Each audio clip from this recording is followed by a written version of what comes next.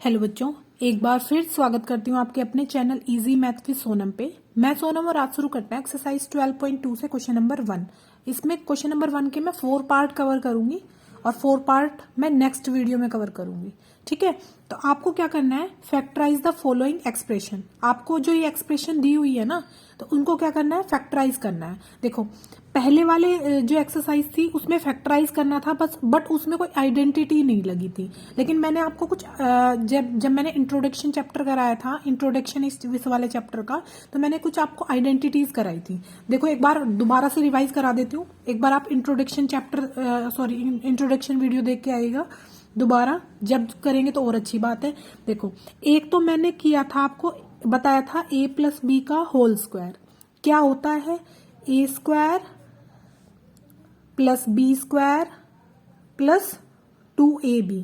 आप ये कंफ्यूज मत हो ना कि ये मैंने ए स्क्वायर बी स्क्वायर पहले लिखा है, इसको आप ऐसे भी लिख सकते हो, ए स्क्वायर प्लस 2ab और प्लस बी स्क्वायर। बस इस वाली टर्म को इधर उधर करके लिख देते हैं ये। ठीक है, एक होता है a माइनस बी का होल स्क्वायर, वो क्या होता है, A square plus B square minus 2ab। Minus है तो माइनस आएगा, प्लस है तो प्लस आएगा, ये दोनों टर्म हमेशा प्लस की रहेंगी। ठीक है, स्क्वायर है ना इसलिए। ठीक है, और तो इसको आप कैसे लिख सकते हो, A square minus 2ab plus B square. तो समझ आ गया, रिवाइज हो गया। अब हम क्वेश्चन पे बढ़ते हैं कि हमें क्वेश्चन करना कैसे है। देखो, फर्स्ट वाला जो क्वेश्चन है इसमें ये कह रहा है A square plus 8a plus 16। तो आपको सब जगह क्या दिख रहा है, इसमें प्लस दिख रहा है। इट मीन्स आपको ये पता चल गया कि इसमें कौन सी आइडेंटिटीज लगेगी। इसमें लगेगी a प्लस बी का होल स्क्वायर क्या होता है, A square plus 2ab plus B square. मैंने अभी अभी बताया ये होता है। देखो, ये वाला क्वेश्चन आपका इस फॉर्म में बना लो पहले। कैसे बनाएंगे, जैसे ए स्क्वायर है तो ये तो ए स्क्वायर ही रहेगा, प्लस लास्ट वाली टर्म को क्या लिख सकते हो, इसको वाली को छोड़ दो, इस वाली टर्म को आप क्या लिख सकते हो, 4 का स्क्वायर लिख सकते हो। देखो, ए स्क्वायर आपके पास आ गया, बी स्क्वायर आपके पास आ गया, बी की जगह यहाँ पे 4 है। ठीक है, तो बी स्क्वायर यानी कि 4 स्क्वायर। तो यहाँ पे क्या आता है, यहाँ पे आता है 2 इंटू ए इंटू बी, यानी कि 2, ये वाला 2ab।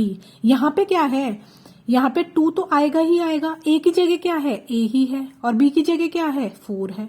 तो यहाँ पे क्या आ जाएगा, ए स्क्वायर। देखो क्या बन गया ये, अगर आप इसकी मल्टीप्लाई करके देखेंगे तो 4 2 जा 8a, यही वाली टर्म आ रही है, इसी को मैंने एक्सपेंड कर दिया।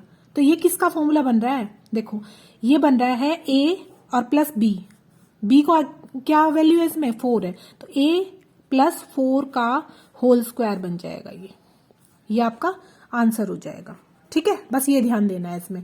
अब सेकंड वाले पार्ट की तरफ बढ़ते हैं। सेकंड वाले पार्ट में आपको दिख रहा है माइनस है, तो आपको कौन सी आइडेंटिटी लगानी पड़ेगी, माइनस वाली। तो पहले लिख लेते हैं, a माइनस बी का होल स्क्वायर क्या होता है, ए स्क्वायर माइनस 2ab और प्लस बी स्क्वायर, यानी कि ये वाली टर्म हमेशा प्लस में ही रहेंगी और ये 2ab वाली टर्म माइनस में हो जाएगी अगर यहाँ पे माइनस होता है। ठीक है, इस वाली को इस तरीके से तोड़ते हैं। कैसे तोड़ते हैं, मतलब इस वाली को आप ऐसे कैसे लिख सकते हो, ए की जगह तो p है, तो p square as it is, बीच वाली टर्म को छोड़ दो, बाद वाली टर्म को क्या लिख सकते हो आप, 5 का स्क्वायर। 25 को 5 का स्क्वायर लिख सकते हो।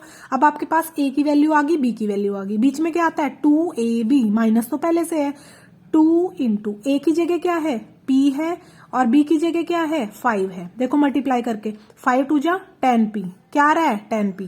बस इसी को तो एक्सपेंड किया है, तो इसकी जगह हम क्या लिख सकते हैं, a माइनस 5 का होल स्क्वायर, यानी कि p माइनस 5 का होल स्क्वायर लिख सकते हो। इसको ओपन करोगे तो यही वाली तो टर्म्स आएगी, तो बस ये इसके फैक्टर हो गए। ठीक है, अब नेक्स्ट वाली पे बढ़ते हैं। नेक्स्ट वाली में क्या लिखा है आपको, इसको आप ऐसे भी लिख सकते हो, a प्लस 4 कितने टाइम्स है, 2 टाइम्स है, तो a plus 4 into A plus 4 भी लिख सकते हो, वो भी सही है।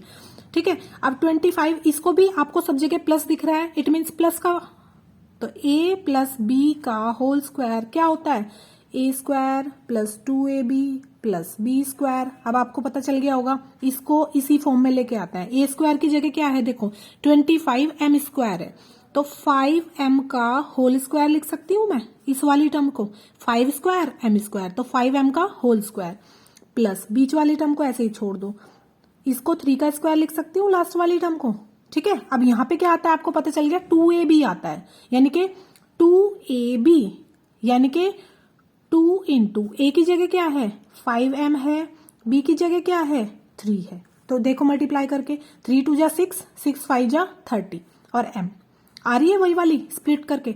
तो मैं इसको किस फॉर्म में लिख सकती हूँ, ए की जगह क्या है हमारा 5m है, जिसका स्क्वायर होता है वही होता है हमारे ए और बी की वैल्यू। तो 5m का स्क्वायर है यानी कि ये ए है, 3 का स्क्वायर है यानी कि ये बी है, और प्लस आएगा क्योंकि ये वाली टर्म प्लस की है, तो 3 का होल स्क्वायर बन जाएगा। यही आपका क्या हो जाएगा, आंसर हो जाएगा।